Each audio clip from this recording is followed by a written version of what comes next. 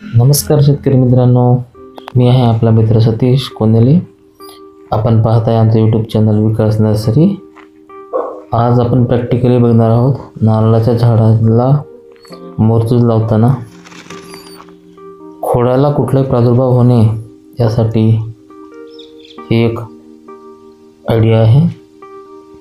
मोरचूज जिथपर्यंत हात पोचेल, जे उंच झाड आहेत त्यांना पण, आणि जी बुटकी व्हरायटी आहे, डॉर्फ व्हरायटी आहे, त्यांना पण आपण मोरचूज लावून घ्यायचं आहे, जेणेकरून खोडाला कुठलाही प्रादुर्भाव होणे, कुठलाही रोग पडू नये, हाच त्यामागचा एक उद्देश आहे. हे बघा, आपण उंच झाडाला लावतो आहे सध्या. आम्ही बुटक्या झाडाला लावलेला पण व्हिडिओ मी तुम्हाला शेअर करेन. आणि नारळामध्ये कोलंबस नावाची कुठलीही व्हरायटी नाही. तामिळनाडूच्या कोकोनट रिसर्च सेंटरला आपण संपर्क करून माहिती घेऊ शकता. कोलंबस नावाची व्हरायटी अस्तित्वातच नाही. हे सगळं एक स्कॅम आहे, काही विक्रेत्यांनी मिळून तयार केलेला. आणि मला त्या स्कॅममध्ये सहभागी व्हायचं नाही, कारण मला शेतकऱ्याची लूट करायची नाही. त्यामुळं कोलंबस घेण्याच्या फंदात पडू नका. जे नारळ तुम्हाला 350 रुपयाला भेटते तेच 1500 रुपयाला विकत आहेत. काहीच फरक नाही, पिक्चर एडिट केलेले आहेत फक्त.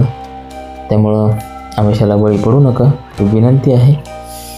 आणि हे बघा, मोरचूज आम्ही या ठिकाणी लावतो आहे झाडांना.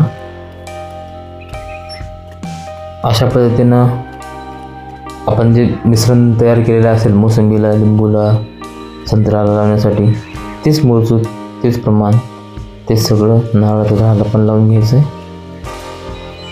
आंबा, जांभूळ आणि त्यानंतर पेरू या झाडांना गेरू चालतो, पण लिंबू, मोसंबी, संत्रा, नारळ या झाडांना मोरचूज लावून घ्या. म्हणजे खोडाविषयी तुमचं कुठलेही रोग राहणार नाहीत. दुसरं एक महत्त्वाचं सांगायचं म्हणजे व्हिडिओ जास्तीत जास्त शेअर करा, जेणेकरून सगळ्यांना ह्याचा फायदा होईल. हे आमचं ऑफिस. आणि आपले काही प्रश्न असतील तर कमेंट नक्की करा.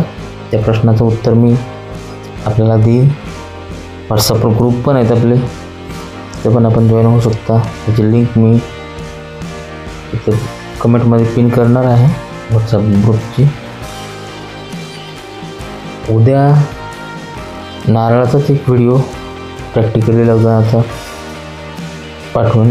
आज मोरचूज लावणं चालू होतं म्हणून मोरचूजचा व्हिडिओ केला आहे, ते बघा तुम्ही. आणि आपल्या घरी नारळाच्या झाडाला मोरचूज लावून घ्या.